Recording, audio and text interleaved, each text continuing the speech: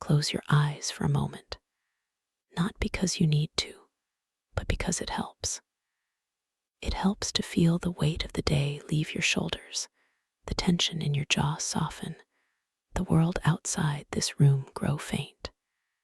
You are safe. You are warm. And I am going to take you somewhere far away. Somewhere very old.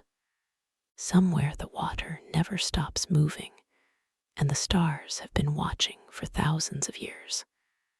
We are going to a harbor, not a modern one, with its concrete docks and roaring engines and electric lights that hum all night. No, we are going to a harbor that exists only in the memory of salt and stone.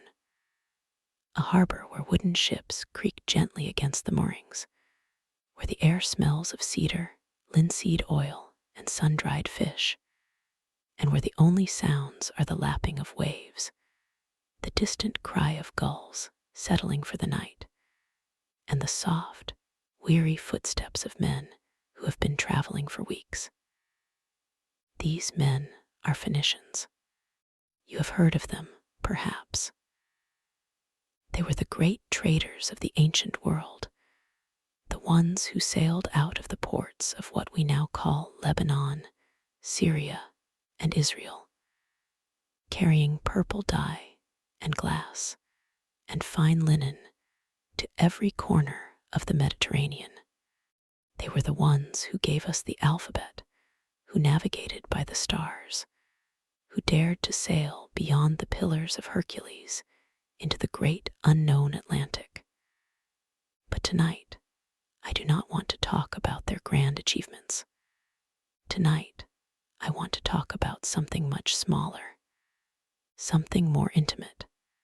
Tonight, I want to talk about how they slept.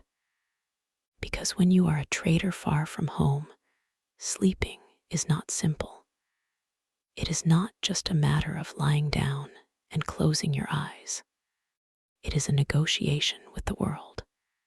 It is a surrender. And for a Phoenician captain arriving in a strange harbor as the sun sinks below the horizon, the question of where to rest his tired body was a question that carried the weight of survival. Let me set the scene for you.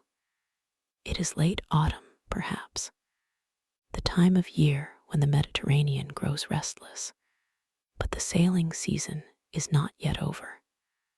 A small Phoenician merchant ship, a round-hulled vessel called a gallows, has been at sea for 10 days.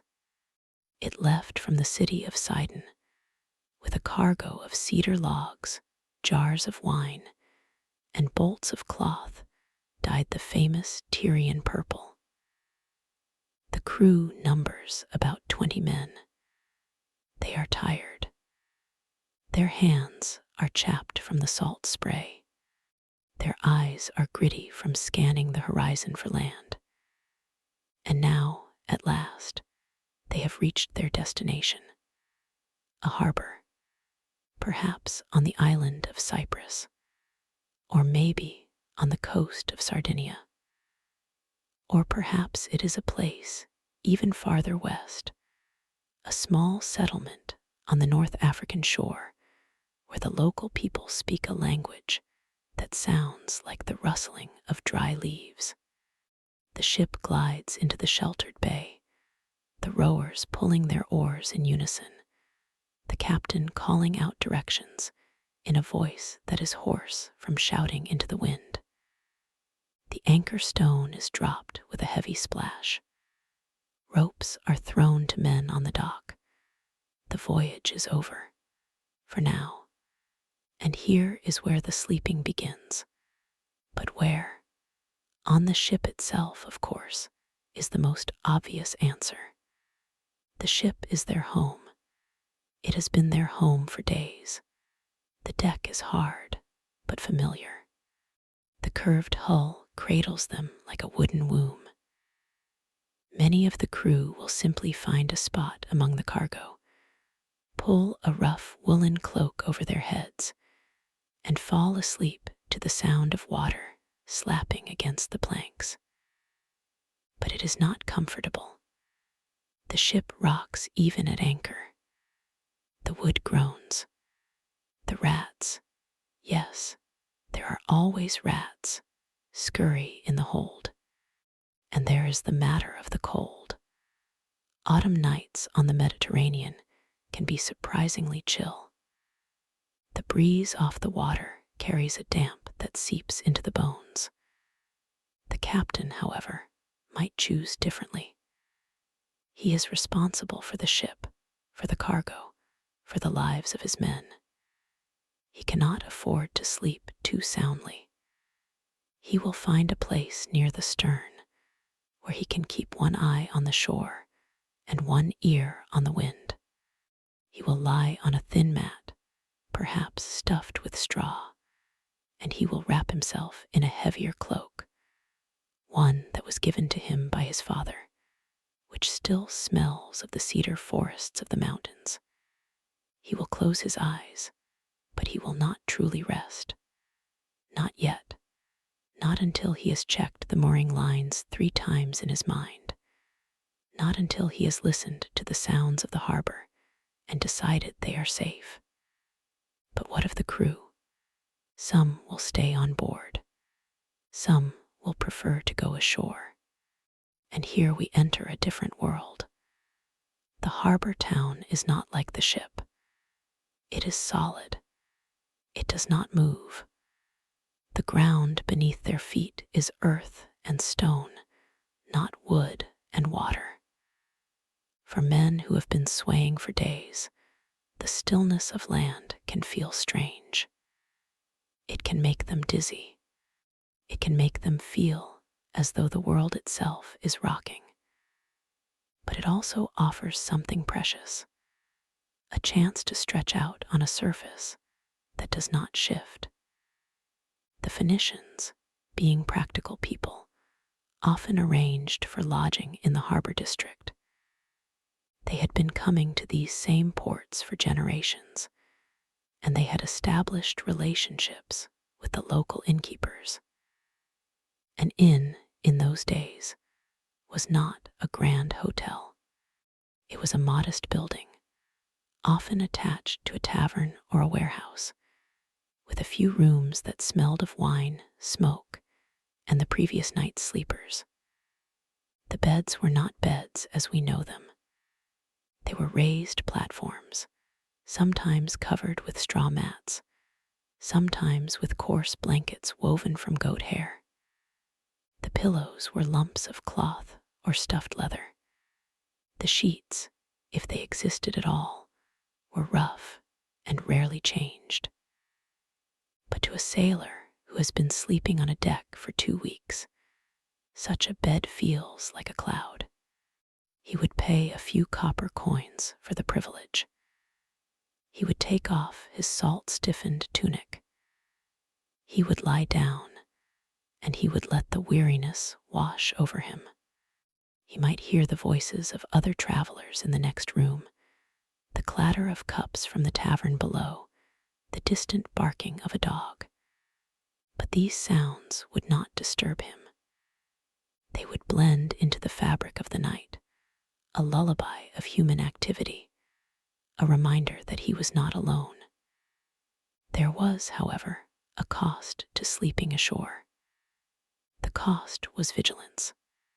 The Phoenicians were traders, and traders carried goods of value. Gold, silver, dyed fabrics, spices, precious stones. These goods were worth more than a sailor's life in many cases, so they could not simply leave their cargo unattended. Even as they slept, someone had to watch. Often, the crew would split into watches. Half would sleep on the ship, guarding the hold. Half would sleep ashore, guarding the warehouse where the goods were stored for sale. And at the faintest hint of trouble, a shout would bring everyone to their feet. But there was another kind of sleeping, too. A sleeping that happened not in the ship or the inn, but in the open air.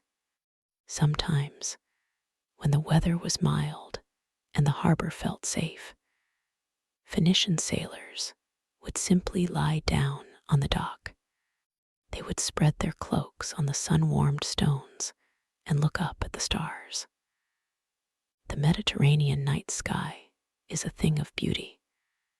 It is so dark that the Milky Way seems like a river of silver salt. The Phoenicians knew these stars intimately. They had names for them. They navigated by them. And lying on their backs, watching them wheel slowly overhead, they must have felt a strange comfort. The same stars that guided them home now watched over their sleep. Imagine it. Or lying on a stone quay in a harbor on the coast of what is now Tunisia. The water is so calm that you can hear the tiny ripples against the hulls of nearby ships. The air is warm, but not hot. It carries the scent of thyme and wild fennel from the hills beyond the town. There is no wind. The only sound is the occasional splash of a fish, the distant laughter of a group of men sitting around a fire on the beach, the soft snoring of your companion a few feet away. You pull your cloak up to your chin. You close your eyes, and you are gone. It sounds idyllic, does it not? And in many ways it was, but we must not romanticize it too much. The life of a Phoenician trader was hard. It was dangerous. Pirates lurked in the waters. Storms could swallow a ship in minutes. And when you slept in a harbor far from home, you slept with a part of your mind still awake, listening. Listening for the wrong footstep. Listening for the sound of a rope being cut. Listening for the change in the wind that might mean a squall. There was also the matter of the locals. The Phoenicians were skilled at diplomacy. They were welcome in most ports because they brought goods that people wanted. But they were also foreigners, looked different. They spoke a different language. They worshipped gods that the locals did not always understand.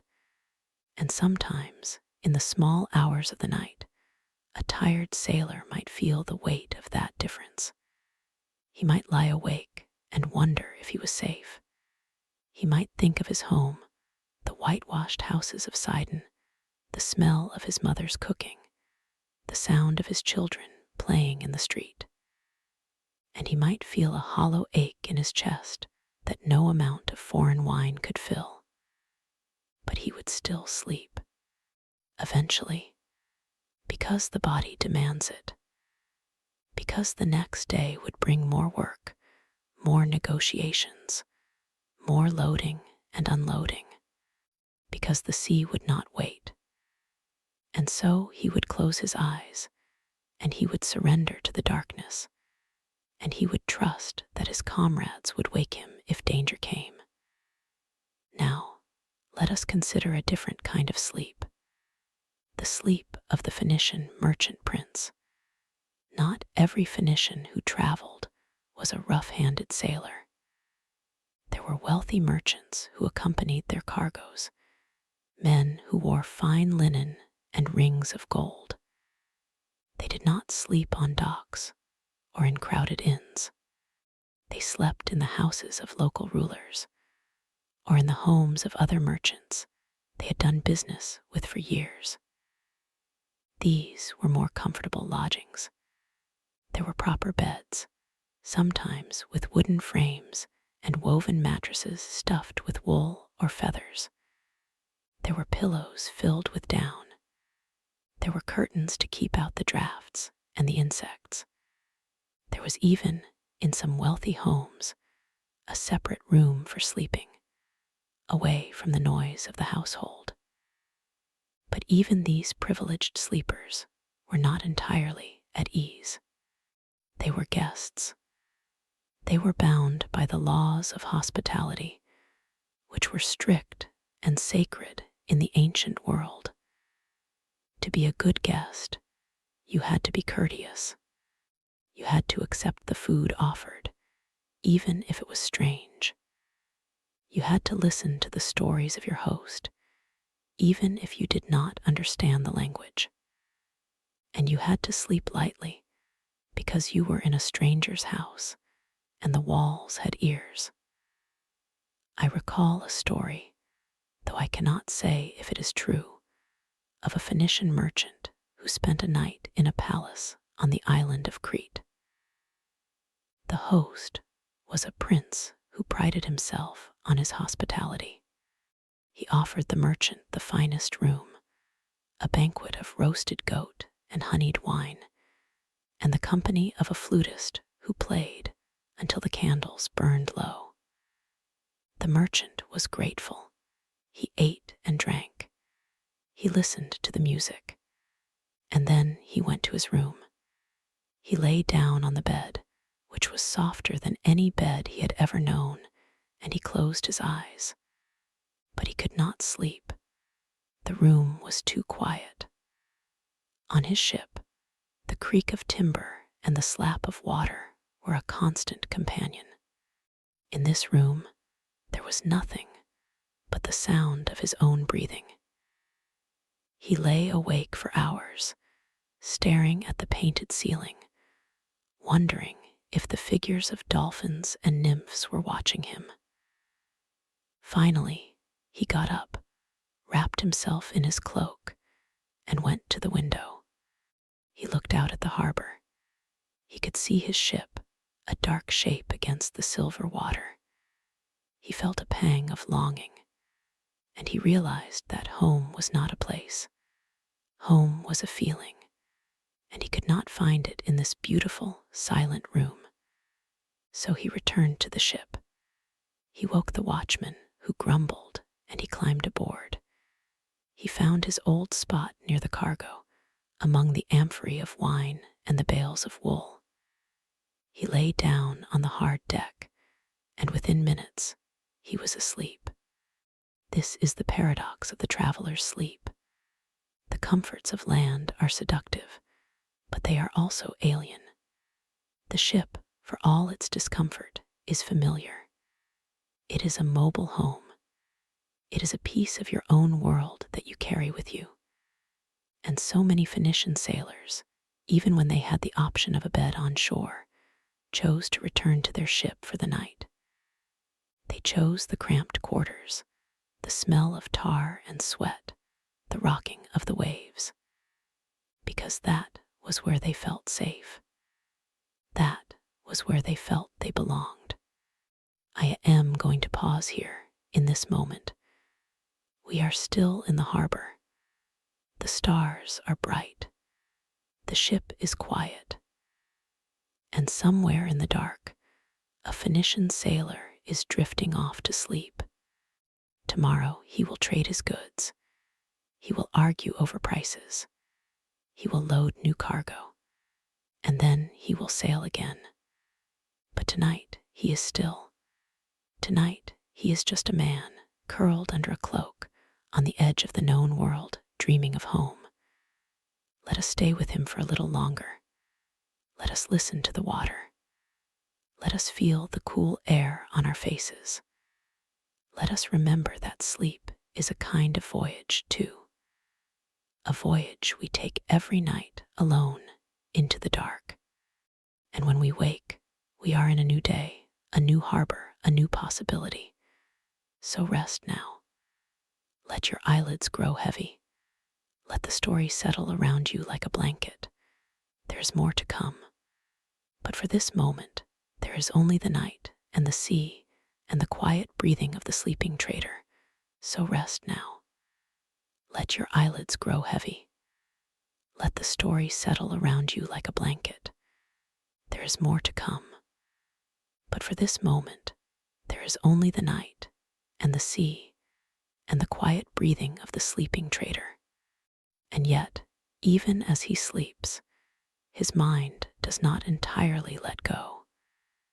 He dreams, and his dreams are not always restful.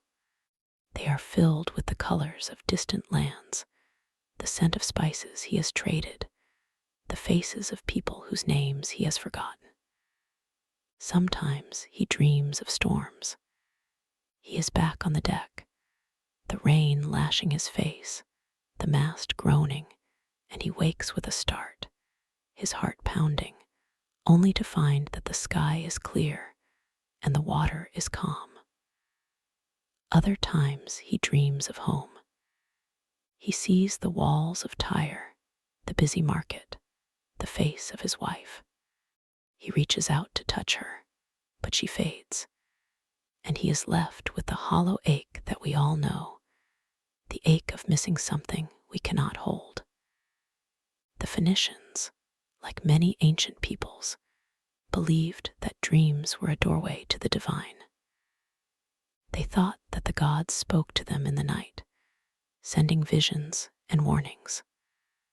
A sailor who dreamed of a falling star might interpret it as a sign that a journey was ill-fated. A merchant who dreamed of a broken amphora might take it as a warning to check his cargo more carefully. And so sleep was not merely a physical necessity. It was a spiritual experience. It was a time when the boundaries between the world of men and the world of the gods grew thin. I want to tell you about a specific harbor, one that the Phoenicians returned to again and again. It was on the coast of what is now Spain, near the modern city of Cadiz. The Phoenicians called it Gadir, and it was one of their most important trading posts. Imagine arriving there after weeks at sea. The coast of Spain is rugged and beautiful, with cliffs of red rock and hills covered in olive trees. As your ship rounds the headland, you see the harbor, a sheltered bay with a narrow entrance. The water is deep and clear, and you can see the sandy bottom, even in the fading light. There are other ships here, some Phoenician, some from local tribes. There are buildings on the shore, not grand like those of Tyre, but solid and practical. There is a temple to Melkart, the Phoenician god of the sea, and you can see the smoke of incense rising from its altar. You dock. You tie your ropes. You step onto the quay, and your legs are unsteady. The ground feels strange after so long at sea. You have been away from home for 3 months. You have traded tin from Britain, amber from the Baltic, purple dye from your own workshops. Now you are here in Gadir, and you will rest for a few days before continuing north. Where do you sleep? There is an inn, a simple building with a courtyard and a well. The innkeeper is a Phoenician who settled here 20 years ago. He speaks the local language fluently, but he still serves Phoenician wine and cooks Phoenician dishes. He offers you a room, a small cell with a straw mattress and a woolen blanket. There is a clay lamp on a shelf and a window that looks out onto the courtyard. You pay him with a small silver coin and you climb up the narrow stairs. But the room is stuffy. The straw mattress is lumpy, and you can hear the sounds of the harbor through the thin walls, the shouting of men unloading a ship, the braying of a donkey, the splash of an oar. You lie down and you try to sleep. You close your eyes, but the unfamiliar sounds keep you awake. The creak of the inn's roof, the scuttling of a mouse in the corner, the distant music of a flute from somewhere in the town. You give up. You take your cloak. You go back down to the harbor. The air is cooler there, and the sounds are more familiar. You find a spot on the dock, near your ship. You spread your cloak on the stones. You lie down, and you look up at the stars. There is the constellation we call Orion, but the Phoenicians knew as a great hunter, a companion of the night. There is the Pleiades, a cluster of stars they called the Little, and they used its rising and setting to mark the seasons. You find your bearings, you trace the familiar patterns, and slowly your breathing slows. Your eyelids grow heavy. The sounds of the harbor become a lullaby. The stones are hard, but you have slept on harder. You drift off. I want to stay with you here in Gadir for a little while. Let us explore this harbor at night. The water is black and still, reflecting the stars. The ships are dark shapes, their masts like bare trees in winter. Some of them have lanterns hanging from their sterns, small flames that flicker in the breeze. You can hear the gentle slap of ropes against wood. You can hear the distant barking of a dog. And you can smell the harbor, a mix of salt, fish, and the earthy scent of the nearby fields. There is a group of local fishermen sitting on the beach, not far from the dock.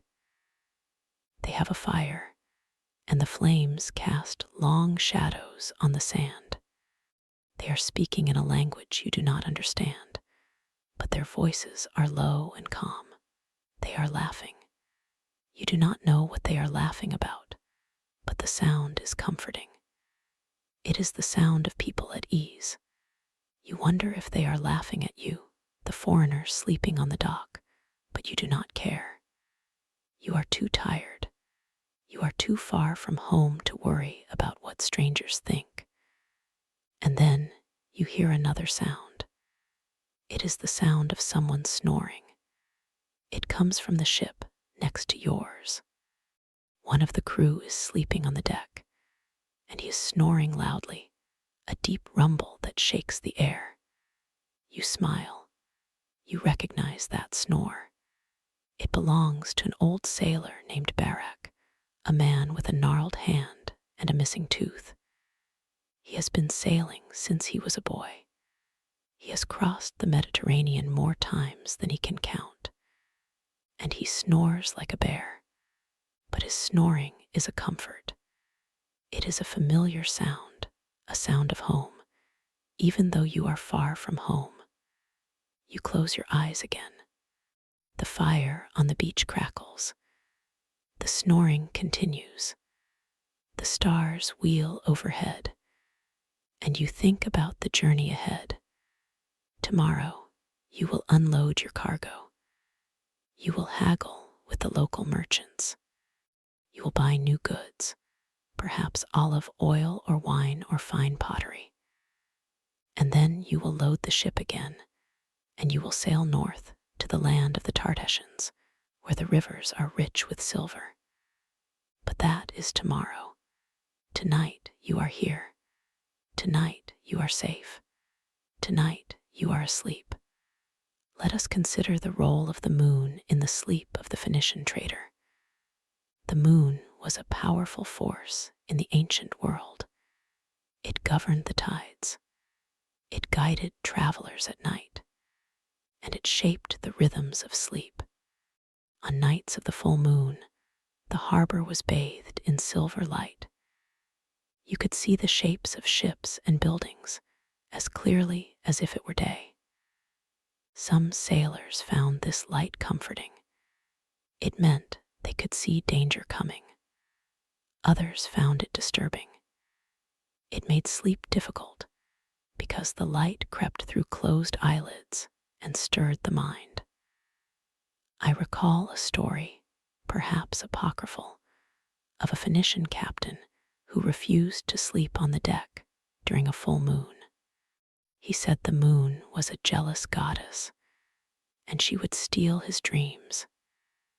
Instead, he would curl up in the cargo hold among the amphorae, where the darkness was complete.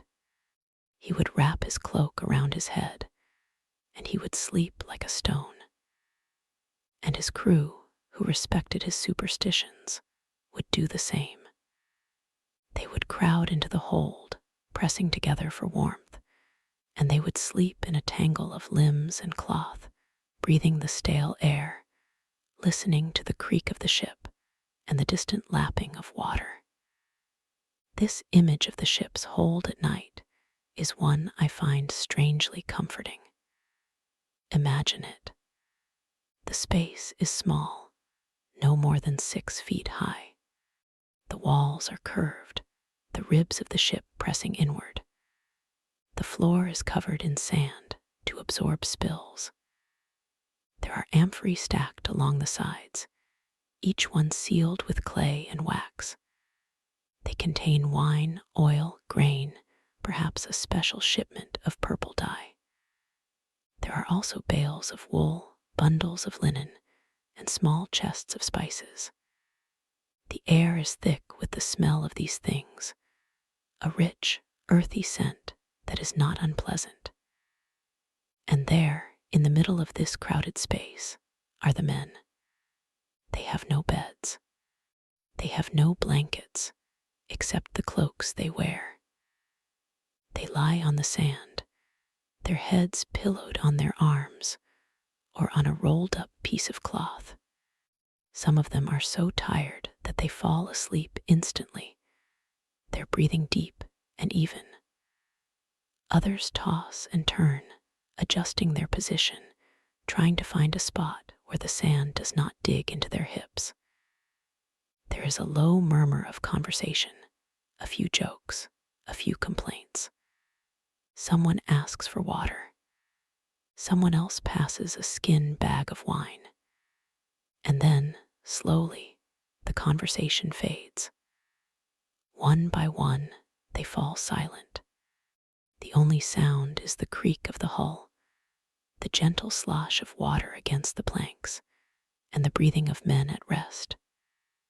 This is how they slept, not in silence, not in comfort, but together in the dark, packed into a wooden shell that was their only protection against the sea. It is a far cry from the way we sleep today, with our soft mattresses and our quiet rooms. But it was enough. It was all they had. Now, let us move from the hold to the open deck. There were times when the weather was so hot that sleeping below was impossible. The air would become stifling, and the heat would cling to the skin like a damp cloth. On such nights, the crew would sleep on the deck.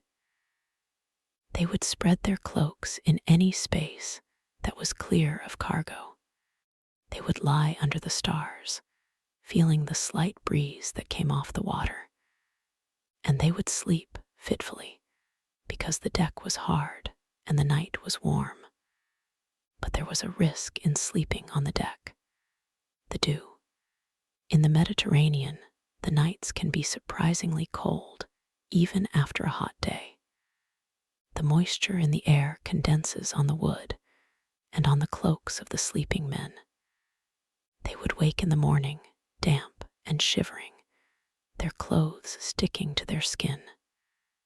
This was not a pleasant way to start the day, and so some sailors carried a piece of oiled cloth, a primitive waterproof sheet, to protect themselves. Others simply accepted the discomfort, as they accepted all discomforts of the sea. There's a phrase I have read in an ancient text, a Phoenician inscription from a temple in Cyprus. It says, "May your sleep be sweet, and your waking full of light." It is a blessing, perhaps spoken by a priest to a departing sailor. It captures the hope that every traveler carried in their heart, that tonight, in this foreign place, sleep would come easily, that tomorrow the sun would rise and the journey would continue.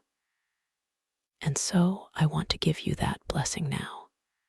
May your sleep be sweet and your waking full of light. But we are not yet finished with our night in the harbor. There is more to see, more to feel. Let us stay a little longer. There is a particular harbor I want to tell you about, the harbor of Mahdia on the island of Sicily. Mahdia was a Phoenician settlement, a small, fortified island that controlled the trade routes between North Africa and Italy. It was a busy place, with warehouses, workshops, and a temple to Baal. Phoenicians who lived there were not just traders, they were farmers and fishermen as well. They lived in houses made of stone with red-tiled roofs, and they slept in beds, real beds, with frames of olive wood and mattresses of woven reeds. But the traders who stopped at Mahdia, the ones passing through on their way to somewhere else, did not always stay in those houses. Many of them preferred the harbor. They would tie up their ships at the stone quay, and they would sleep on board. It was simpler. It was safer. They knew the ship. They knew the crew. They could keep an ear out for trouble. And on a summer night in Mahdia, the harbor was a beautiful place to sleep. The water was so clear that you could see the fish swimming below the hull. The air was filled with the scent of citrus and jasmine from the gardens on the island. There were fireflies, little sparks of green and gold that danced above the water. And the sounds were gentle, the whisper of waves, the call of a night bird, the distant bleating of a goat. I imagine a young Phoenician sailor, his first voyage far from home. He is perhaps 16 years old. He has been to sea for 6 months. He has seen places he never dreamed of, but he is homesick. He lies on the deck of his ship, looking up at the stars. He thinks of his mother, who is probably praying to Astarte for his safe return. He thinks of his father, who is a fisherman, who never went beyond the waters of the Levant. He wonders if he will ever see them again. And then he hears a sound. It is a song coming from somewhere on the island. It is a woman's voice, singing in a language he does not know. The melody is slow and sad, like the waves. He listens. He does not understand the words, but he feels the emotion. It is a song of longing, of loss, of love. He closes his eyes. He lets the music wash over him, and he falls asleep, with the song still echoing in his ears. This is the gift of sleep in a foreign harbor. It connects us to our own hearts. It strips away the distractions of the day and leaves us with the essential truths, the loneliness, the hope, the beauty of the world. I want to stay with that young sailor for a moment. He is asleep now. His breathing is slow. His face is relaxed. He is dreaming. In his dream, he is back in Tyre. He is walking through the market. He sees the stalls of the dyers, the purple cloth hanging in the sun. He smells the incense from the temples. He hears the voices of his neighbors, the old woman who sells figs, the boy who runs errands for the merchants. He sees his mother standing in the doorway of their house, smiling. He runs to her, but before he can reach her, he wakes. He opens his eyes. He is on the deck of the ship. The sky is lightening. The stars are fading. The song on the island has stopped. He sits up. He rubs his eyes. The harbor is coming to life. There is the sound of oars, the creak of a winch, the voices of men beginning their work. He feels the ache of the dream, the longing for home, but it is softened by the new day. He gets up. He stretches. He knows that today he will trade, he will learn, he will grow. And tonight he will sleep again and dream again, somewhere else in another harbor under a different sky. That is the rhythm of the trader's life. It is a life of movement, of change, of constant arrival and departure. Sleep is the anchor, the one constant. It is the place you return to night after night, no matter where you are. It is the thread that connects the days. And so, let me ask you to imagine one more scene. It is late at night in the harbor of Carthage. Carthage was a Phoenician colony that grew into a great city, a rival of Rome. But in the early days, it was just a trading post, a place where ships stopped to rest.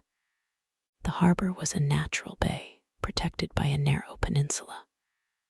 On the shore, there was a small temple, a few warehouses, and a line of simple houses. On this night, the water is still. The moon is new, so the sky is dark, filled with stars. A Phoenician ship has just arrived. It came in after sunset, guided by the lights of the town. The crew is exhausted. They have been sailing for 3 days straight, driven by a favorable wind.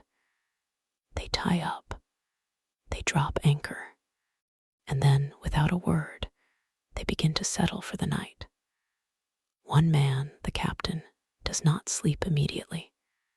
He stands on the bow, looking at the town. He has been here before. He knows the streets, the inns, the faces of the merchants. He knows that tomorrow he will have to negotiate hard. The price of tin has fallen, he has heard, and the local merchants will try to take advantage. He is tired, but his mind is still racing.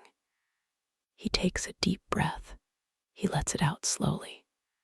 He reminds himself that he has done this 100 times. He reminds himself that he is skilled, that he has years of experience. He reminds himself that the cargo is good, that the ship is sound, that the crew is loyal. He feels the tension begin to ease. He walks back to the deck, where his crew are already settling in. He finds his spot near the mast. He lies down. He pulls his cloak up to his chin. He looks up at the stars. And then he sleeps. And I am with him now in that sleep. I am in the harbor of Carthage. The night is calm. The sounds are soft. I feel the sleep of the ancient world, the deep, trusting sleep of men who lived by the sea. And I invite you to join me. Close your eyes. Lie back. Feel the gentle movement of the water, the steady rhythm of your own breath. Let the images fade. Let the words become a whisper. Let your mind drift like a ship at anchor. There is the smell of salt. There is the kiss of the night air.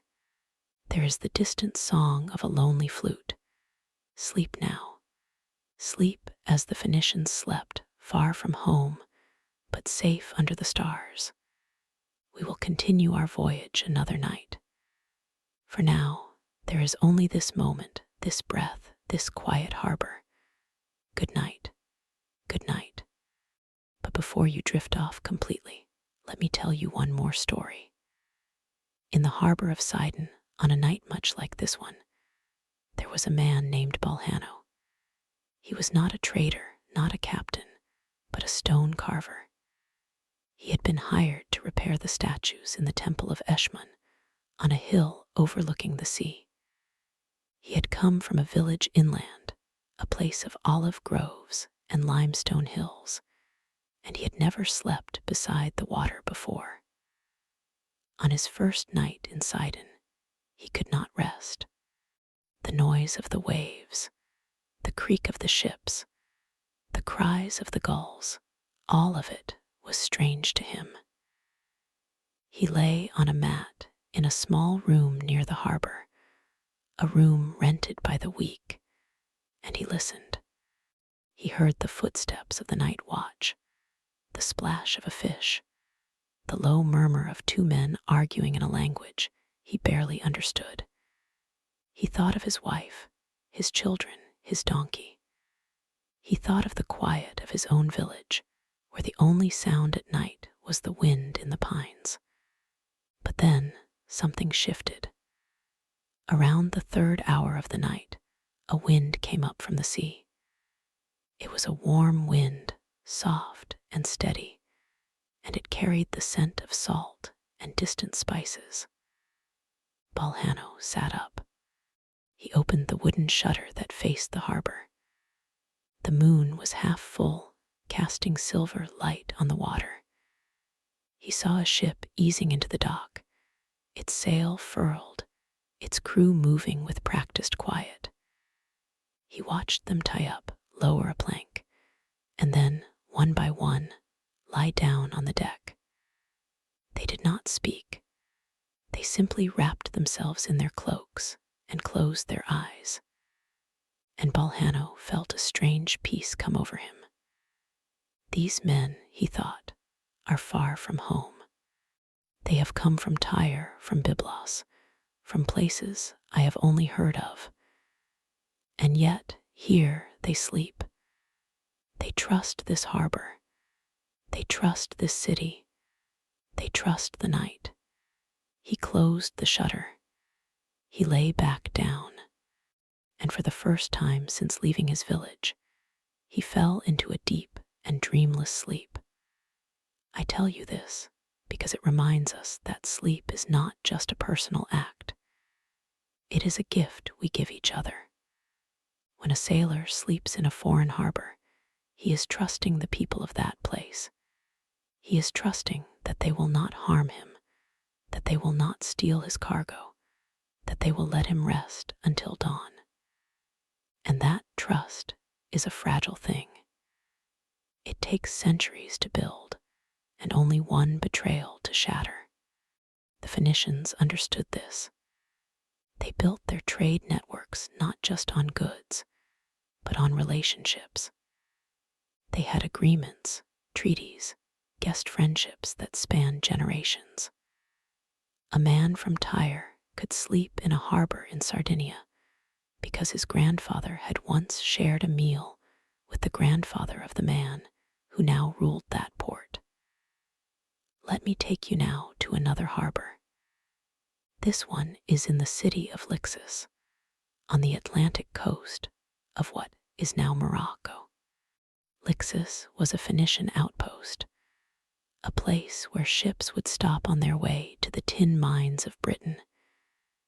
It was far, far from home. The journey from Tyre to Lixus could take months. The sailors who arrived there were tired, sunburned, and often sick. But Lixus was a blessed place. It had a spring of fresh water, a grove of date palms, and a beach of white sand. The local people, the Berbers, were friendly. They traded salt and ivory for pottery and glass, and they allowed the Phoenicians to build a small temple to Baal Hammon on a hill overlooking the sea. On a summer night in Lixus, the air was thick with the scent of orange blossoms. The water was warm, almost like bath water. The sailors would strip off their clothes and wade into the shallows, washing away the salt and grime of the voyage. Then they would lie on the sand, still wet, and let the evening breeze dry them. They would eat fresh fish, grilled over a fire of driftwood.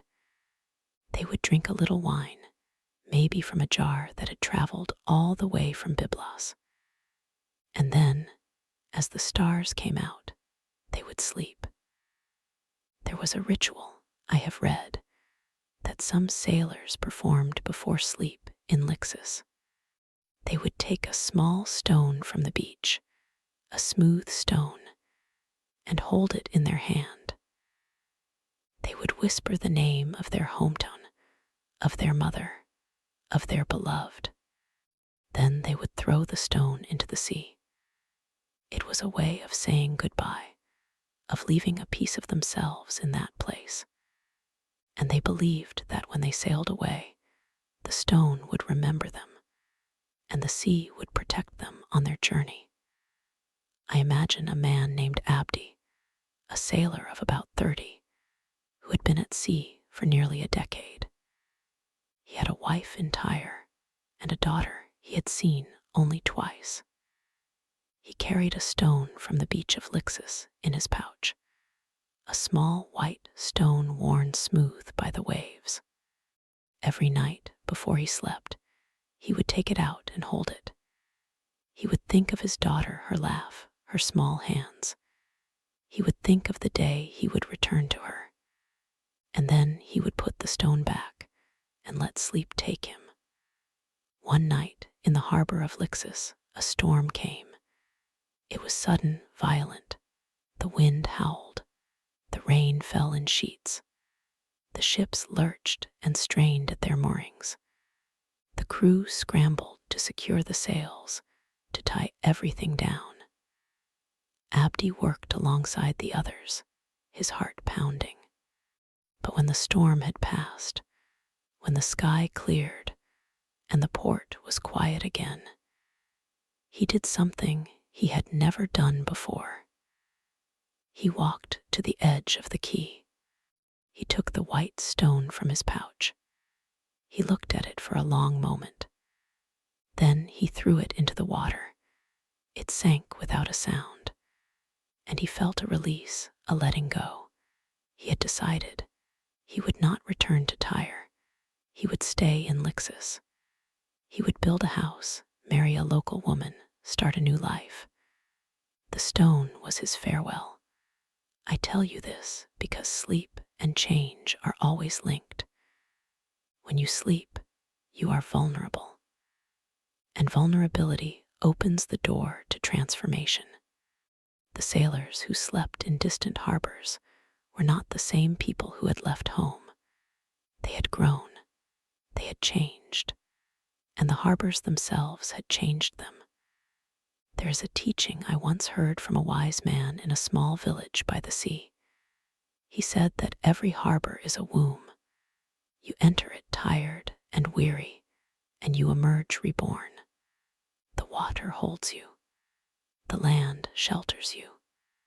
The night heals you. And when the sun rises, you are a new person, ready to face a new day. I want to stay in that feeling for a moment. I want you to imagine that you are lying on the deck of a Phoenician ship, somewhere off the coast of Spain. The ship is anchored in a shallow bay, not far from the river that leads to the silver mines. Water is so clear that you can see the anchor chain disappearing into the sand.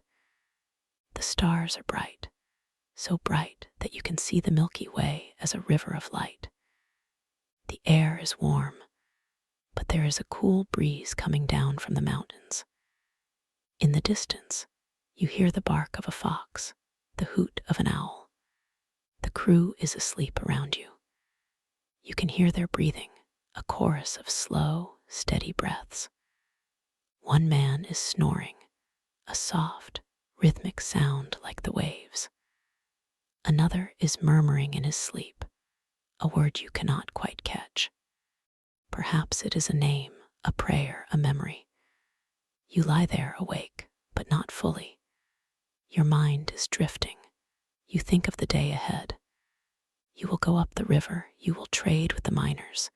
You will barter for silver and lead. It will be good. You know these people. You speak their language. You have been coming here for years. But still, there is a part of you that is always a stranger. You will never belong here, and you will never fully belong in Tyre again. You belong to the sea, to the in-between, to the liminal space of harbor nights like this one. And that is a kind of privilege. It is a perspective that few people have. You have seen the world. You have tasted the waters of 100 lands. You have heard 100 songs, smelled 100 spices, felt 100 winds. And you have slept in 100 harbors, each one a little different, yet each one the same. Because when you close your eyes, you are just a human being, lying down, letting go. And that is universal. I want to give you one more image before we let go. It is from the harbor of Madia again, but this time it is not a young sailor. It is an old man. He is the captain of a ship that has been in the family for 3 generations. He has crossed the Mediterranean more times than he can count. His back is bent. His hands are gnarled. He has lost 2 fingers to ropes, 1 toe to a falling anchor. He has seen shipwrecks, pirates, storms, and plagues. But he is still here, still sailing, still sleeping in harbors far from home. Tonight, he lies on the deck, as he always does. He does not need a bed. The wood is hard, but his body is used to it. He looks up at the stars. He knows their names, their paths, their seasons. He can read the night sky like a map. He sees the constellation of the ship, the Great Bear, the Pleiades. He thinks of his wife, who died 10 years ago. He thinks of his son, who now captains a ship of his own, somewhere in the Aegean. He thinks of his grandson, a boy of 10, who is learning to fish in the harbor of Tyre. And he smiles, a slow, quiet smile. He is at peace. He knows that this life is hard, but it is good. He knows that he has done what he was meant to do. He has carried goods. He has carried knowledge. He has carried stories. He has carried the culture of his people from one shore to another. He is a thread in the great fabric of trade and connection that binds the ancient world. He closes his eyes. He takes a slow breath. He feels the gentle rock of the ship. He hears the lap of water against the hull. He feels the warmth of his cloak, the roughness of the deck, the coolness of the night air. And then he is asleep. And his sleep is deep and dreamless, the sleep of a man who has earned it. So let us join him. Let us set aside our worries, our plans, our memories. Let us lie down in the harbor of the night. The stars are above us. The water is below us. The earth holds us. The air surrounds us. We are safe. We are held. We are at home, even if we are far from home. Sleep now. Sleep as the old captain sleeps. Sleep as the young sailor sleeps. Sleep as the stone carver sleeps. Sleep as the Phoenicians slept in 100 harbors under 1,000 skies. The night is long. The night is kind. The night is ours. And when the morning comes, we will rise. We will continue our journey. We will trade. We will learn. We will grow. But for now, there is only this: rest. Good night. But before you let go completely, before the last threads of wakefulness fade, I want to tell you about another harbor, a very small one. It is a place many people have never heard of, a tiny cove on the coast of what we now call Sardinia. The Phoenicians called it Nora, after the woman who was said to have founded the colony. But the sailors had another name for it. They called it the Sleeping Bay. And there was a reason for that. I have read that the waters of this bay were so calm, so perfectly sheltered by the surrounding hills, that the sea barely moved. It was like a pool of glass. The ships could anchor and barely rock at all, and the sailors, exhausted from long voyages, would come ashore and find themselves overcome by a drowsiness so deep, so complete, that they would fall asleep within minutes. It was not just fatigue. It was the place itself. Something in the air, in the sound of the waves, in the scent of the pine trees that grew right down to the shore. seemed to invite a profound and dreamless rest. I imagine a captain named Baal, a man of few words and great patience. He had sailed from Tyre with a cargo of purple dye and cedar wood. He had been caught in a storm off Crete, had lost a mast, had repaired it with ropes and prayers. He had sailed past Sicily, past the smoking mountain, past the island of the sirens, though he heard no songs. And then, finally, he had reached Nora.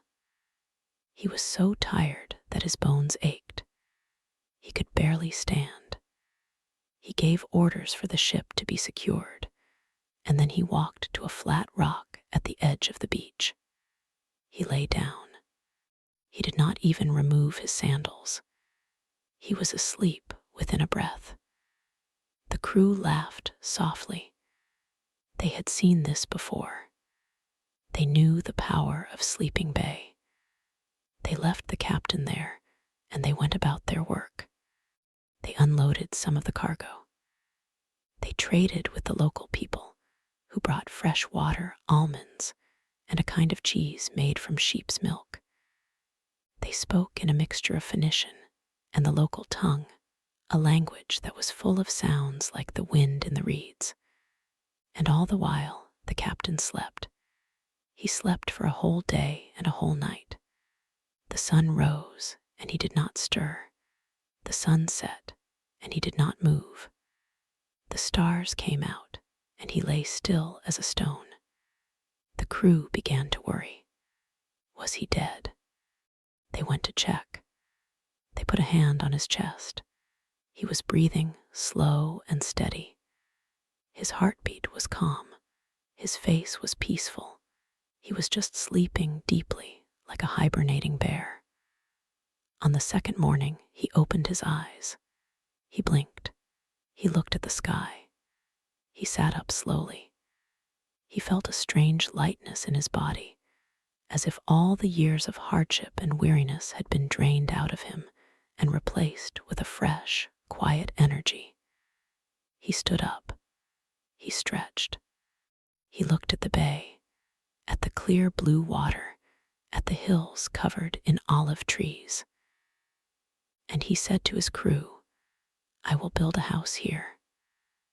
I will grow old in this place. I will sleep in this bay for the rest of my life." And he did. He stayed in Nora. He built a house with stones from the hills and timber from the forests. He married a local woman, a woman with dark eyes and a laugh like the bells on a donkey. He had children. He became a farmer, not a sailor.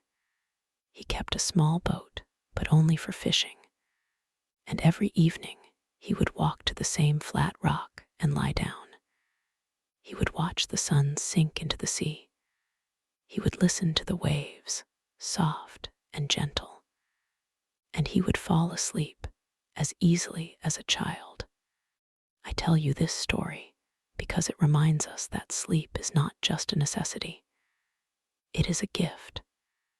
And sometimes, the best sleep comes when we let go of our plans, when we stop struggling against the current, when we accept that we are not in control. The sailor who stayed in Nora understood this. He had been driven by ambition, by the need to trade, to provide, to succeed. But in Sleeping Bay, he found something else. He found rest, and he chose it. Now, there is another story I have come across from a different harbor entirely. It is a story about a group of Phoenician sailors who were stranded on an island off the coast of Libya. Their ship ran aground in a storm, and they were forced to spend a month there, waiting for the winds to change. The island was small and desolate. There were no trees, no fresh water except a small spring, and no shelter but a few caves. The sailors were miserable. They argued, they despaired. They thought they would die. But then something happened. One night, as they huddled in a cave, they heard a strange sound. It was a low, humming noise, like a chant, but wordless. It came from somewhere deep in the island. They were afraid at first. They thought it was a spirit or a demon. But as they listened, the sound became soothing. It vibrated through the rock, through the ground, through their bodies. It was like a lullaby, but not meant for humans. It was the sound of the earth itself, breathing in the dark. One of the sailors, a young man named Eshman, decided to follow the sound. He walked alone through the night, guided by the hum. He found a fissure in the rock, a narrow crack that led into the heart of the island. He crawled inside. The passage was tight and dark. He felt the walls smooth and warm. He crawled for a long time until he came to a small chamber. In the center of the chamber was a pool of water, perfectly still. And the humming was coming from the water, from the very depths of the pool. Eshman knelt by the pool. He dipped his hand in the water. It was warm, almost hot. He brought his wet hand to his face. The water smelled of minerals, of stone, of something ancient and alive. He felt a wave of calm wash over him. He lay down beside the pool, his head resting on the rock. He fell asleep, and in his sleep, he dreamed a dream that changed everything. He dreamed that the island was not a desolate rock, but a living creature. He dreamed that the pool was its heart, beating slowly, patiently. He dreamed that the humming was its voice, a song that had been sung for thousands of years. And in the dream, the island spoke to him. It said, "You are not lost. You are home. Every place is home if you know how to listen." When Eshman woke, he returned to the others. He told them what he had found. He led them to the pool. They all drank from it. They all felt the calm. They all slept beside it, one by one. And when they slept, they too dreamed. Some dreamed of their families. Some dreamed of the sea. Some dreamed of a future they had not yet imagined. But all of them woke with a sense of peace, a sense that the island was not a prison, but a sanctuary. When the winds finally changed, the sailors repaired their ship as best they could. They set sail. They left the island behind, but they did not forget it. They carried the memory of the pool and its hum in their hearts. And from that day on, whenever they felt lost or afraid, they would close their eyes and remember the sound. It was a lullaby that traveled with them, no matter where they slept. I mention this because sleep is not only a physical act, it is also a spiritual one. The sailors who slept in harbors far from home were not just resting their bodies, they were resting their souls.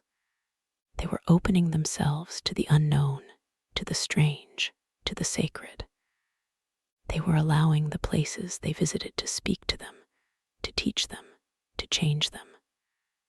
Now, let us return to the deck of a ship.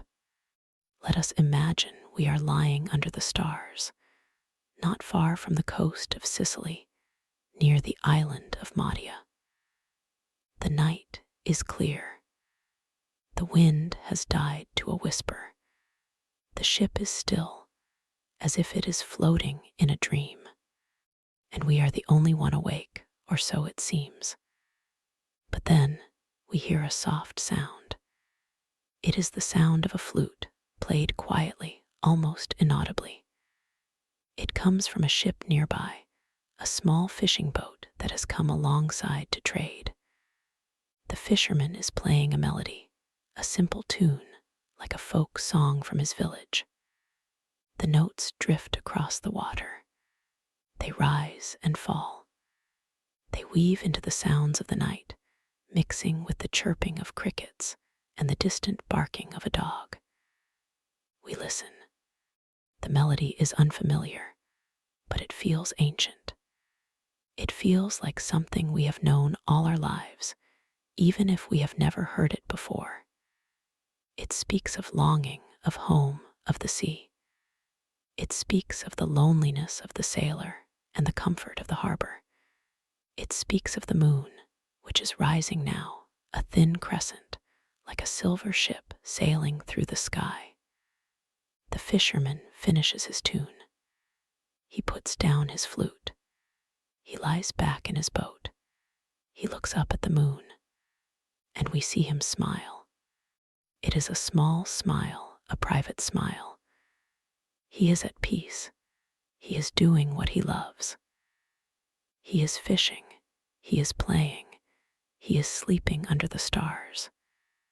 He is home, even though his home is a tiny boat on a vast sea.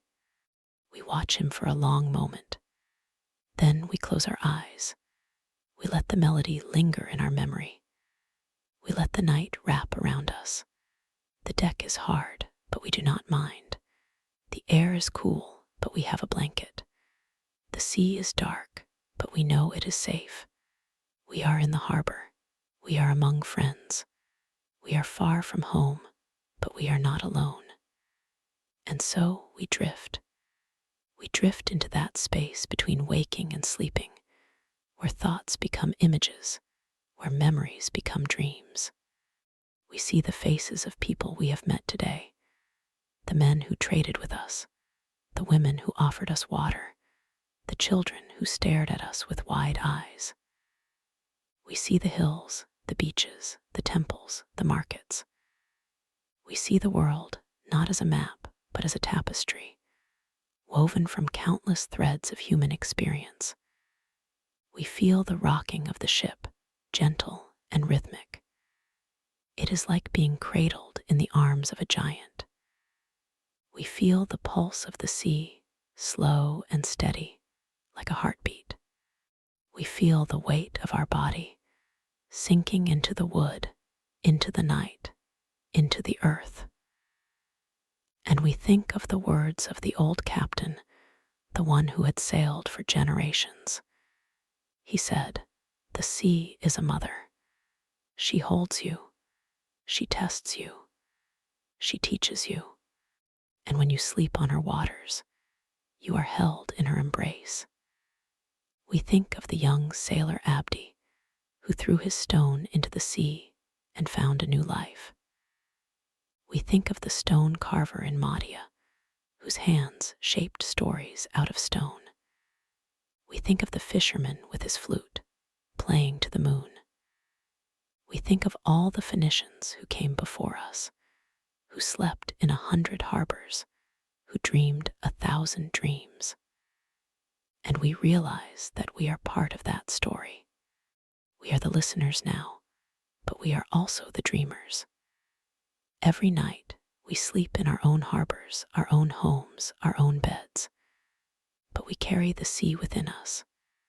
We carry the memory of journeys taken and journeys yet to come. We carry the longing for the new and the comfort of the familiar. So let us continue to drift. Let us let go of the last fragments of thought, the last mental lists, the last worries. They are not needed here. The night has no use for them. The night only asks that we be still, that we be present, that we be open. And as we lie here in this imagined harbor, we hear a sound. It is the sound of a wooden flute again, but softer now. It is the fisherman playing again, a different tune. This one is slower, more hypnotic. It is a lullaby. It is a lullaby for the sea, for the night, for all of us who are far from home. The notes float across the water. They seem to hang in the air, shimmering like starlight. They enter our ears, our hearts, our bones. They soothe us. They quiet us. They carry us down, down into the depths of sleep. And there, in that deep place, we find the old captain again. He is standing on the shore of a harbor we do not recognize. He is waving to us. He is smiling. He is saying, "Welcome, rest. You have earned this." We try to ask him something, but the words do not come. He just nods. He turns. He walks into the water. The water parts around him. He does not sink. He walks on the surface, as if the sea is solid. He walks toward the horizon, where the sun is rising, a soft pink and orange light. And we watch him go. And we feel a peace that has no words. We feel that everything is as it should be. We feel that the journey is complete, at least for tonight. So let us rest. Let us follow him, not with our bodies, but with our hearts. Let us trust that the harbor will hold us, that the night will protect us, that the dreams will guide us. And when we wake, we will remember nothing, or we will remember everything. It does not matter. What matters is that we have slept, that we have let go, that we have been held by the ancient darkness. The Phoenicians knew this. They knew that sleep was the truest trade of all. They traded goods, yes. They traded stories, ideas, languages. But the most precious thing they traded was the gift of rest, given freely, night after night, in harbors far from home. Now, we are part of that trade. We are the recipients of that gift. And all we have to do is receive it. So, close your eyes. If they are already closed, let them sink deeper. Let your breath slow. Let your body become heavy. Let the world outside fade away. There is only you and the night and the soft rhythm of the sea. I will stay with you for a little while longer. I will whisper a few more words, like the wind in the rigging. I will tell you the names of a few more harbors: Carthage, Cadiz, Utica, Leptis. They are just names, but they hold worlds. In each of them, someone is sleeping. A sailor, a trader, a fisherman, a dreamer. They are all linked by the same sky, the same sea, the same need for rest. And you are linked to them across time, across distance. So let us be part of that chain. Let us sleep, and let our sleep join the great sleep of all those who have come before. Good night again, but not a final good night. A good night that is a pause, a breath, a comma in the story. And the story will continue tomorrow in another harbor, under another star.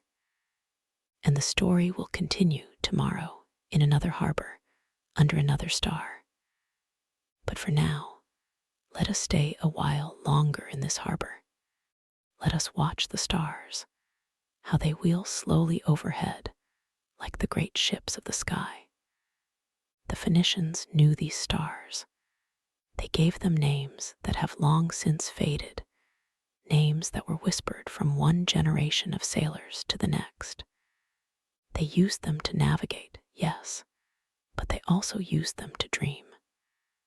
They looked up at the same constellations we see tonight, and they imagined gods, heroes, monsters. They imagined stories that explained the sea and the night and the longing of the human heart. There is a star, a bright one, just above the horizon. It is the star that the Greeks later called Hesperus, the evening star. The Phoenicians called it something else, something that meant the lamp of the returning sailor. It was the first star to appear at dusk, and it was the last to vanish at dawn. It guided them home, or it guided them to new harbors. Some said it was the soul of a great queen who had loved the sea so much that she refused to leave it. She became a light, a constant companion, a promise that no sailor would ever be lost forever. I like to think that when a Phoenician trader lay down to sleep on the deck of his ship, he looked for that star. He found it, and he smiled. He knew that whatever happened, he was not alone. The star was watching. The sea was watching. And the people he had left behind, in Tyre or Sidon or Byblos, were watching too, in their own way, across the distance. But let us not forget the sounds of the harbor at night. Listen. There is the gentle lapping of water against the hull, a sound so soft it is almost a whisper. There is the creak of a rope, a slow, rhythmic groan, as if the ship itself is breathing. There is the cry of a gull, distant and lonely, like a lost child calling for its mother. And there is the sound of voices, faint and muffled, from a nearby tavern. Someone is singing. The melody is old, older than any of the buildings on the shore. It is a song about a girl who waited for her lover to return from the sea. She waited so long that she turned into a cliff, and her tears became the waves that still beat against the rocks. The song is sad, but it is not mournful. It is a reminder that love and loss are part of the same journey. The sailor who hears it feels a pang in his chest, but he also feels a strange comfort. He is not the first to leave someone behind. He is not the first to wonder if he will return. The song connects him to every sailor who has ever sailed, every woman who has ever waited, every child who has ever asked, "When will father come home?" He closes his eyes. He lets the song wash over him. He thinks of his own family, if he has one, or the family he hopes to have. He thinks of the harbor he left, the one he will return to. He thinks of the goods in his hold, the purple dye, the cedar wood, the glass beads. They are just things, but they are also promises. They are the currency of connection, the evidence that the world is wide and that people are willing to cross the sea to meet each other. Now, let us drift to another harbor, a little farther away. Let us imagine we are in the port of Carthage, the great city that the Phoenicians founded on the coast of North Africa. It is a busy place, even at night. The docks are lined with ships from a dozen nations. There are Greek triremes, Egyptian feluccas, Etruscan traders, and Phoenician merchant vessels, fat and sturdy, like patient beasts of burden. The air is thick with the smell of fish, of spices, of salt, of smoke from 1,000 cooking fires. But here, too, there is sleep. Not everyone is awake. Not everyone is trading. The sailors have learned to rest when they can, because the sea waits for no one. They lie on the docks, on the decks, on the stone steps of the temple of Melkart. They wrap themselves in blankets, in cloaks, in whatever is at hand. They sleep in shifts, some guarding the cargo, some dreaming of home. I remember a story about a young Phoenician sailor named Baal, a common name, but a man with an uncommon gift for sleep. He could fall asleep anywhere, at any time, in any position. His shipmates used to bet on how long it would take him to doze off after he lay down. The record was less than a minute. They said he slept so deeply that even a storm could not wake him. They envied him, of course. Sleep is a luxury when you are far from home, when every shadow might hide a stranger, when every sound might be a warning. But Baal's ability was not just a trick, it was a survival skill. He slept, and he slept well, and he woke refreshed. He never complained of nightmares. He never tossed and turned. He simply closed his eyes, and he was gone, like a stone dropping into a pond. When he opened them again, he was ready. He had faced the night and won. One night, Baal was sleeping on the deck of his ship, in the harbor of a small island off the coast of Sardinia. The moon was full, and the water was silver. The others were awake, talking quietly, mending nets, keeping watch. They saw a figure approach from the shore. It was a woman, old and bent, wrapped in a dark shawl. She walked slowly, carefully, as if she knew every stone on the path. She came to the edge of the dock and stopped. She looked at the ship. She looked at Baal, curled up near the mast. The old woman reached into her shawl and took out a small object. It was a shell, a cowrie shell, polished and smooth. She held it up to the moonlight, and it glowed. Then she tossed it onto the deck near Baal's hand. It made a soft clatter. Baal did not stir. The old woman smiled, turned, and walked away into the darkness. The other sailors were puzzled. They picked up the shell. It was warm, as if it had been held for a long time. They did not know what it meant. But when Baal woke in the morning, he found the shell beside him. He picked it up. He looked at it. He put it in his pocket. He never explained. He just smiled a little and went about his work. I like to think that the shell was a gift from the old woman, a blessing from a local spirit or a forgotten goddess. It was a token of safe sleep, a charm against the terrors of the night. And Baal, in his deep, dreamless slumber, had somehow received it. He had been chosen. He had been watched over. Such stories are common among sailors. They are not true in the way that facts are true, but they are true in the way that dreams are true. They speak to a need, a longing, a belief that the world is full of kindness, even in the dark. Now, let us return to the wider story of the Phoenician traders. They were not just merchants. They were also explorers. They sailed beyond the Pillars of Hercules, into the Atlantic, down the coast of Africa, up to the shores of Britain. They went where no one else had gone. And wherever they went, they slept. They found harbors, or they made them. They anchored in bays, in river mouths, in the lee of islands. Slept on the sand, on the rocks, under the trees. They adapted. They learned to sleep to the sound of unfamiliar languages, to the smell of strange spices, to the touch of unknown winds.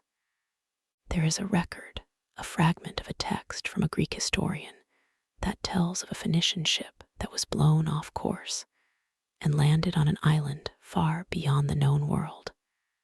The sailors were lost. They had no map, no guide. They were afraid, but they did the only thing they could. They anchored the ship. They built a fire. They ate a meal. And then they slept. The historian writes that they slept for 2 days straight. They were so exhausted, so drained by the terror of being lost, that their bodies simply gave up. But when they woke, they were renewed. They had energy. They had hope. They explored the island, found fresh water, found signs of human habitation. They were saved. I find that story remarkable. It tells us that sleep is not just a retreat. It is also a strategy. When you are lost, when you do not know what to do, sleep can be the answer. It resets the mind. It gives strength. It opens the door to new possibilities. The Phoenicians understood this. They did not see sleep as a weakness. They saw it as a necessity, a sacred act, a gift from the gods. They honored sleep. They made offerings to the gods of sleep, to the gods of the night. They built small shrines in the harbors, little altars where a sailor could leave a token, a coin, a flower, a word of thanks. And so, as we lie here, in our imaginary harbor, we too can honor sleep. We can be grateful for the night, for the stars, for the quiet. We can let go of the day's noise, the day's worries. They are not needed here. I want to tell you about another harbor, a tiny one, almost forgotten. It is on the coast of Cyprus, near the city of Kishan. The Phoenicians had a settlement there, a small trading post. The harbor is not grand. It is just a curve of sand, a few stone jetties, a handful of houses. But at night, it is beautiful. The water is so clear that you can see the stars reflected in it, as if the sky were below you as well as above. I visited this harbor once, in a dream. I walked along the beach. The sand was cool under my feet. The waves whispered. I saw the remains of an old ship, half buried in the sand. Its ribs were exposed, like the skeleton of a great fish. I knelt beside it. I touched the wood. It was dark with age, but still solid. I imagined the sailors who had built it, who had sailed it, who had slept in it. I sat down on the sand. I looked out at the sea. I could see the lights of a few boats, fishing boats, bobbing on the water. I could hear music, a flute again, from somewhere. It was the same tune I had heard before, or a different one. It did not matter. The music was part of the night. I lay down on the sand. The stars were above me. They seemed close enough to touch. I closed my eyes. I felt the earth beneath me, solid, ancient, patient. I felt the sea before me, restless, eternal. I felt the air around me, soft and cool. I felt myself drifting, not into sleep, but into something deeper, something like the memory of sleep. I want you to feel that too. I want you to imagine that you are there, on that beach, in that harbor, under those stars. You are safe. You are welcome. The night has opened its arms to hold you. And now, let us turn to another aspect of the Phoenician sleep. It is said that they sometimes slept on the roofs of their houses, especially in the summer. The rooftops were flat, and they were covered with a kind of plaster that stayed cool at night. The family would climb up, spread out mats and blankets, and lie under the open sky.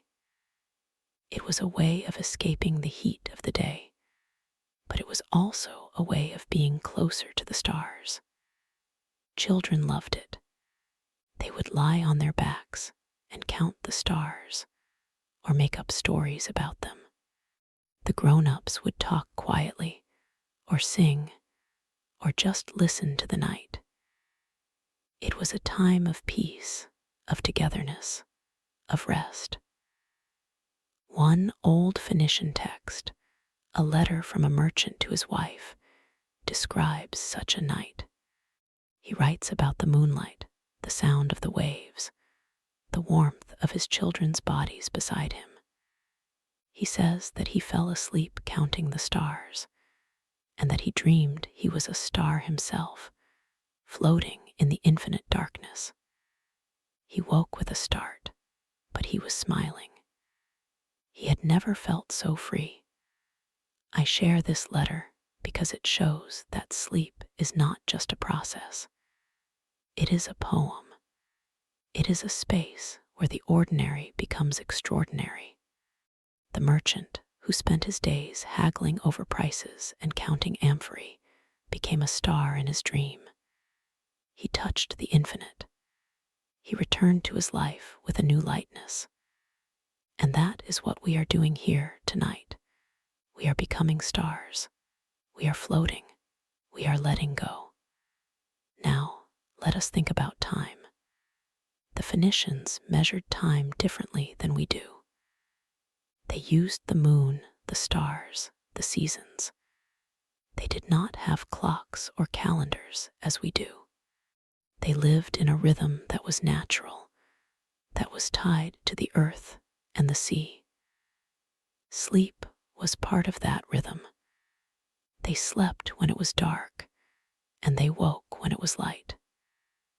They took naps during the day if they were tired, especially in the hot afternoon. They did not fight the need for rest. They listened to their bodies. One of the reasons they were successful as traders was that they were in tune with their own bodies. They knew when to push and when to rest.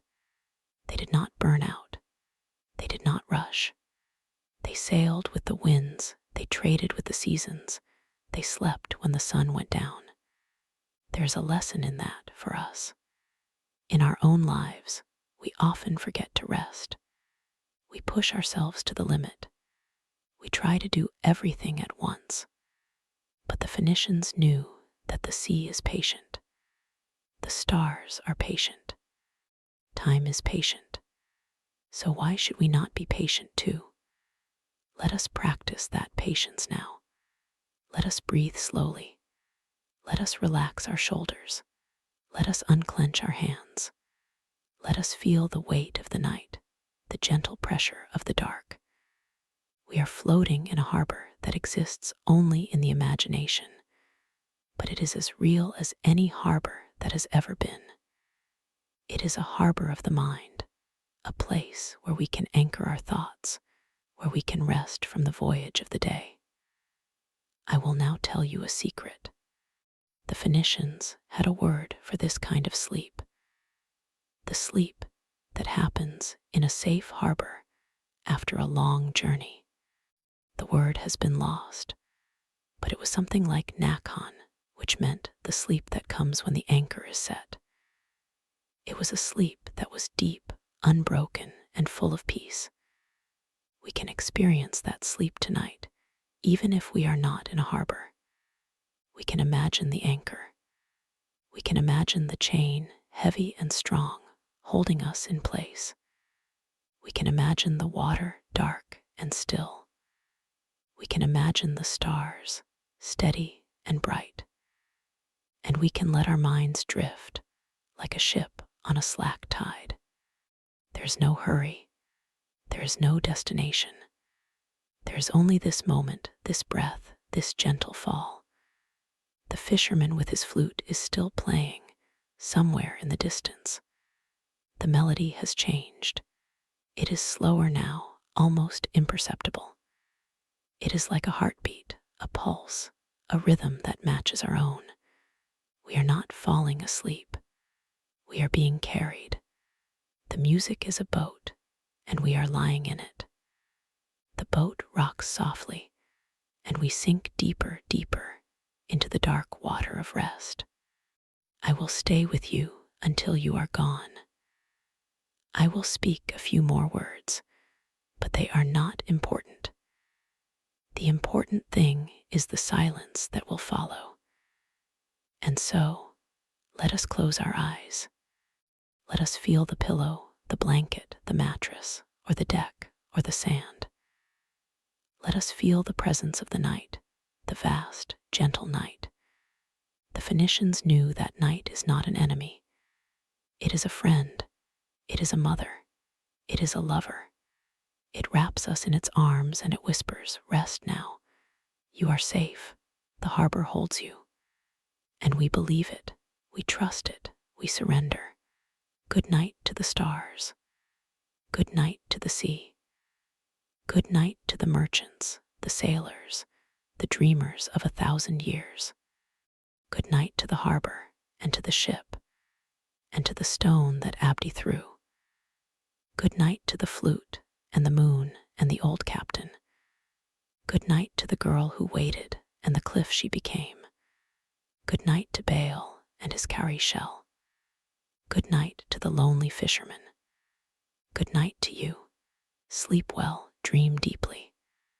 And when you wake, remember that the Phoenicians are still with you, still sailing, still sleeping, still trading their gift of rest across the endless sea. I will leave you now, but I will return. The story never ends. It only pauses, like a breath, like a wave, like a night that gives way to dawn. Until then, let the dark hold you. Until then, let the stars guide you. Until then, let the sleep of ancient harbors carry you home. And yet, there is more to this story. The night is deep, and the harbor of our imagination has many coves, many hidden inlets, many quiet corners where the water is still and the stars are bright. The Phoenicians knew that sleep was not merely a single journey, but a series of voyages, each one taking us to a different shore. And so, let us drift a little further, to a different kind of rest, the rest that comes not in a bed, nor on a rooftop, nor on the deck of a ship, but in the company of others, in a shared silence that is older than words. I am thinking now of the Phoenician custom of the evening gathering. In the villages along the coast, as the sun sank below the horizon and the heat of the day faded, the people would come together in the open spaces near the harbor. They would bring mats and cushions. They would light small fires, not for warmth, but for the soft glow, the flicker of flame that makes shadows dance. The children would run and play until they grew tired, and then they would curl up beside their parents, their heads resting on laps, their eyes half closed. The adults would talk, but their voices were low, unhurried, like the murmur of the tide. Sometimes a storyteller would speak, a man or a woman with a voice like honey, weaving tales of gods and heroes, of voyages and storms. But the stories were not exciting, not thrilling. They were slow, winding, like a river that meanders through a plain. The listeners would lean back, their breathing deepening, their eyelids growing heavy. The story was not meant to keep them awake. It was meant to carry them into sleep, like a boat carried by a gentle current. One such story has come down to us, though it is only a fragment, carved on a piece of stone that was found in a ruin near the ancient city of Byblos. The stone is broken and the words are worn, but enough remains to give us the sense of it. It tells of a fisherman who caught a very old fish, a fish that had been swimming in the sea for 1,000 years. The fish spoke to him, not in words, but in images, in dreams. It showed him the bottom of the ocean, where the sunken ships lay, their masts covered with coral, their decks filled with silent sailors who had not aged, who had not decayed, but who slept forever in the cold, dark water. The fisherman was afraid at first, but the fish told him that this sleep was not death. It was a different kind of life, a life without time, without worry, without the weight of the sun. And the fisherman, as he listened, felt his own fear dissolve. He felt a great peace. He returned to his village, and he told the people what he had seen. And from that night on, they did not fear the dark. They did not fear the sea. They knew that the ocean was a vast bed, and that those who slept in it were not lost, but held. I like to think of that story as a lullaby. It is not meant to be understood. It is meant to be felt. The rhythm of the words, the repetition of the images, the slow unfolding of the tale, these are the things that matter. The meaning is not in the plot. The meaning is in the feeling of being carried, of being safe, of being part of something larger than oneself. And so, as we lie here in the dark, let us imagine that we are part of that gathering. The fire is low. The smoke drifts upward, carrying our worries with it. The storyteller is speaking, but we do not need to follow the words. We can let them wash over us, like waves on a shore. We can let our minds wander, like children who have played too long and are now too tired to stay awake. We can let our bodies sink into the ground, into the earth, into the embrace of the night. The Phoenicians had a saying, though it has come down to us in a different language, through the writings of a Greek historian who visited their ports. The saying is this: sleep is the small brother of death, but he is a gentle brother, and he comes not to take us, but to lend us a little of his peace. I think that is a beautiful way to think of it.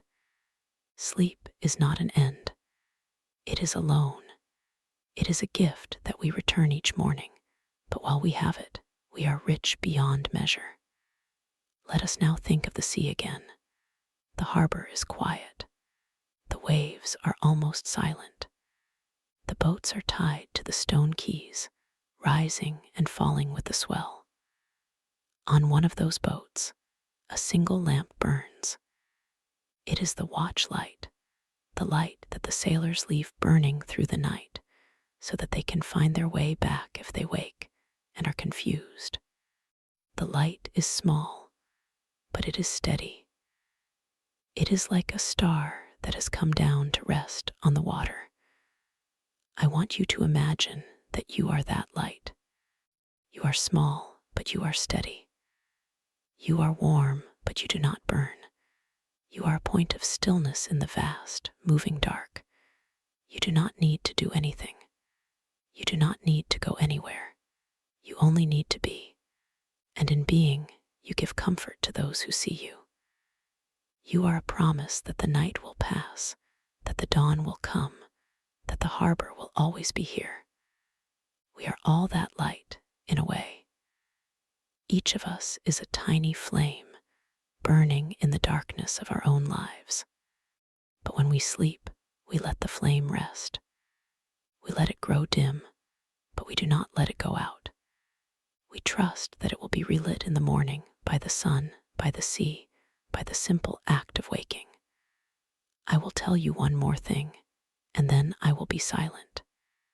It is a small thing, but it has stayed with me. There is a Phoenician amulet made of carnelian that was found in a tomb near Sidon. It is carved with the image of a sleeping figure, curled up like a child, its head resting on its hand. Below the figure, there is an inscription in the Phoenician alphabet. The inscription has been translated, and it reads, "I have laid down my burden. I have closed my eyes. The night is kind. That is all." That is the prayer of the ancient traveler, the trader, the sailor. It is the prayer we can all say in our own way when we lay our heads on the pillow. We have laid down our burden. We have closed our eyes. The night is kind. And so, let the night be kind to you now. Let it wrap you in its softness. Let it carry you to the harbor that waits for you, the harbor that has always waited, the harbor that knows your name, even if you have forgotten it. I am not speaking anymore.